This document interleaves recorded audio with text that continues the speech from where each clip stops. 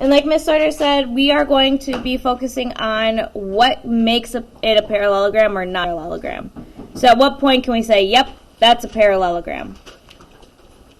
Okay. Okay. So, we're going to be talking a lot about quadrilaterals. And we're going to have 4 theorems here. And we're just going to write out our 4 theorems, and then that's really all we're doing today. So, we're going to say if a quadrilateral has ...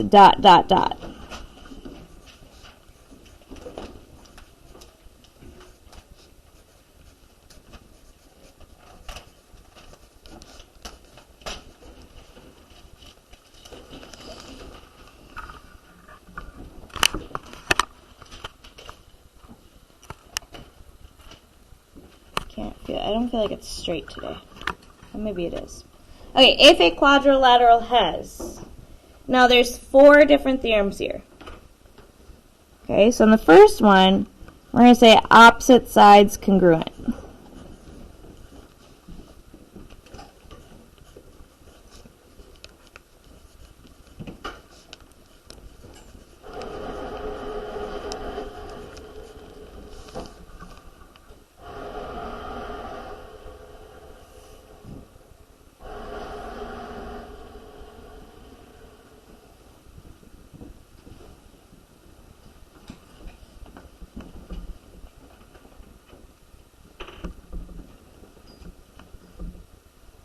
Okay, parallelogram. So if we don't know what's a parallelogram, it says this is a quadrilateral. It doesn't tell us for sure. But what it does tell us is that opposite sides are congruent. I'm going to use some colored pencils here. It's not necessary to use colored pencils, but you should because it makes it pretty. Okay, and I know that this bottom side is congruent to this top side.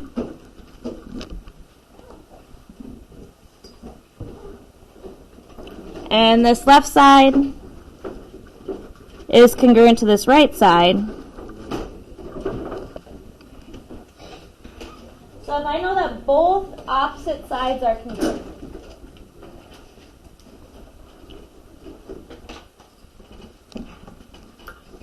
then it's a parallelogram.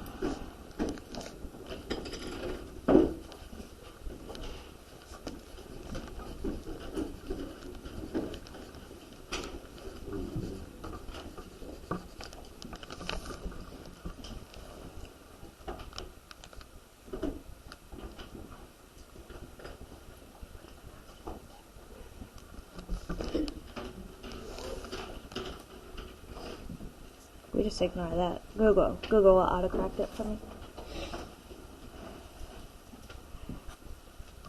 Okay, that's our first theorem. Our second theorem has to do with angles. And it's if both pairs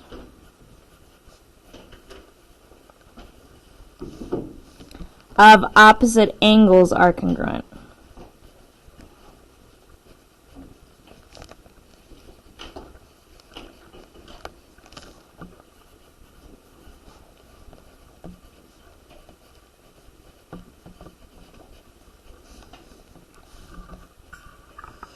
So again, this is if we're going to get a shape, and I'm asking you, is it a parallelogram? I'm not telling you it's a parallelogram, now give me some missing information. It's going to be, here's a picture with information. I want you to tell me, is this a parallelogram? Okay, and we can say it's a parallelogram if opposite angles are congruent. But it has to be both pairs.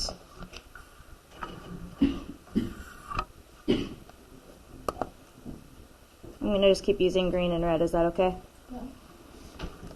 All right, so if I know that this side, this angle is congruent to this angle, that's great. But if I only see that, not a parallelogram yet. Could be, but we're not sure. As soon as I see that that other side is also congruent, so it's opposite. It might not all be all 4 congruent together. As soon as I see both of those pairs, then I know it's a parallelogram.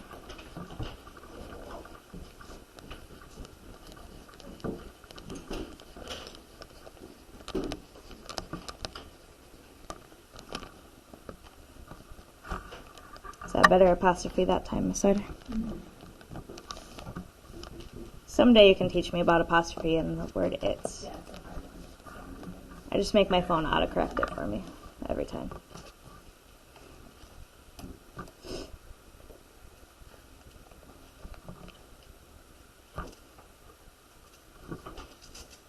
Okay, that's 2 of them. We only have 2 more.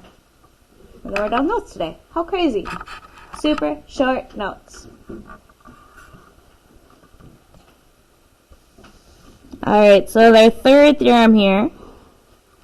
If a quadrilateral has diagonals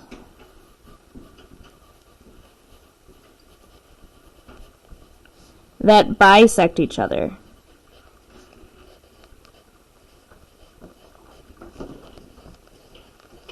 We use that word bisect a lot. What does bisect mean?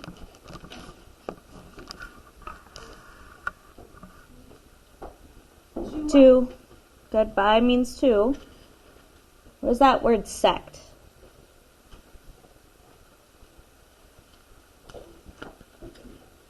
Like sections. Hmm? In the middle? In the middle, yeah, kind of. They're going to cross right in the middle of each other. So we're going to have a parallelogram. Trying to draw these a little kind of different. But what's great about it is even if your drawing is bad, based on what we're marking, we know it has to be a parallelogram, even if the drawing is awful. So here we're going to put in our diagonal. So remember, our diagonal connects a corner to that opposite corner, or an angle to the opposite angle. So I'm going to draw from angle, opposite angle.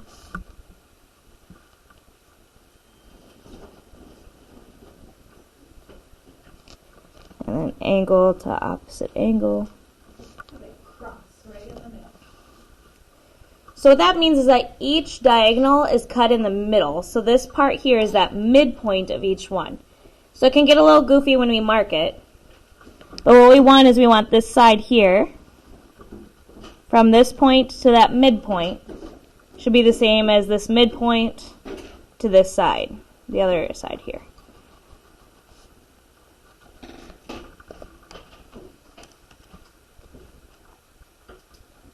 And then kind of the same thing here. Again, it's not equal, so we're going to put 2 tick marks there. But that part should be congruent to this part.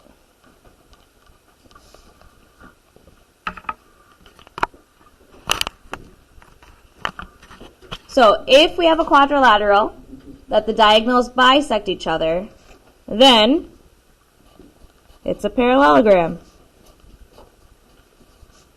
I feel like that comedian that's like, then you might be a redneck. Right. Then it's a parallelogram.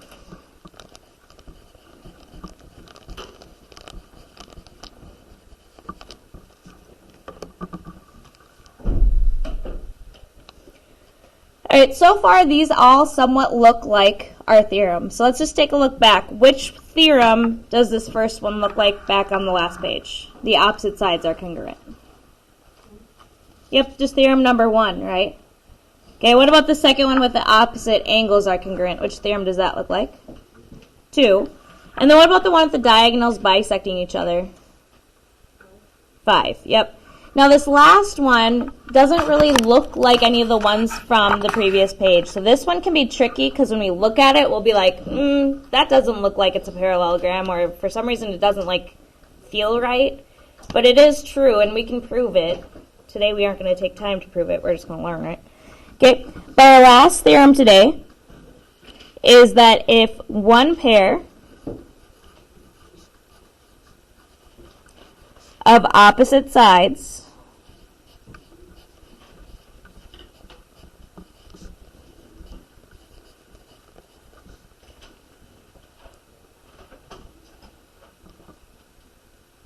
is both parallel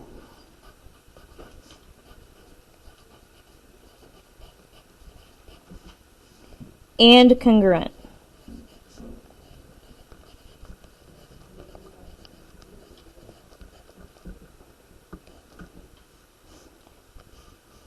Keyword there is and. We have to see that it's parallel and it's congruent.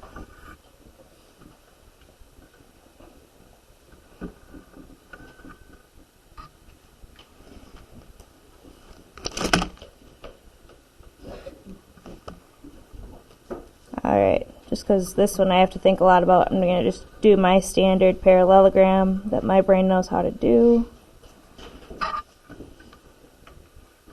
So I need an opposite sides that are both parallel and congruent. Can anyone remember what symbol do we use for parallel again? We talked about it last week. How do we mark the line to show that it's parallel?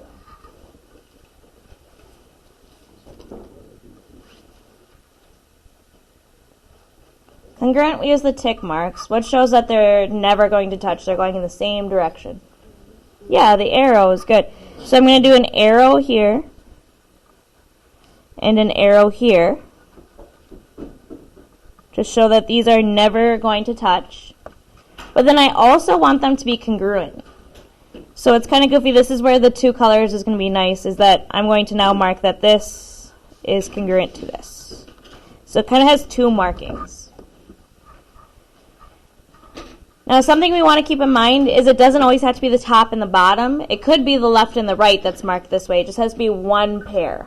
So it's not both. It's just the top and the bottom, or the left and the right, or upper right and the bottom left. However the parallelogram looks. And then, it's a parallelogram.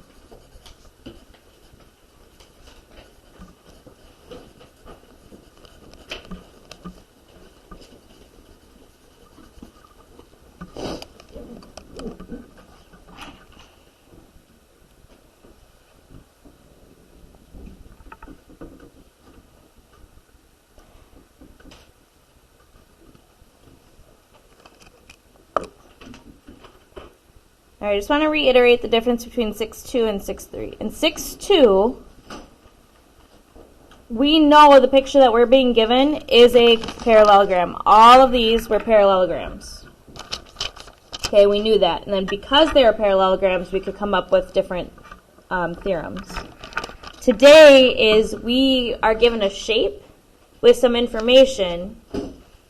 Based on that information, can we say, yep, it's a parallelogram, or do we have to say, not sure yet?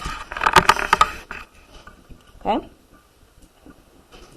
All right, that is it for notes today. It's pretty quick. There is a practice today. Today's practice, we didn't do a practice Friday.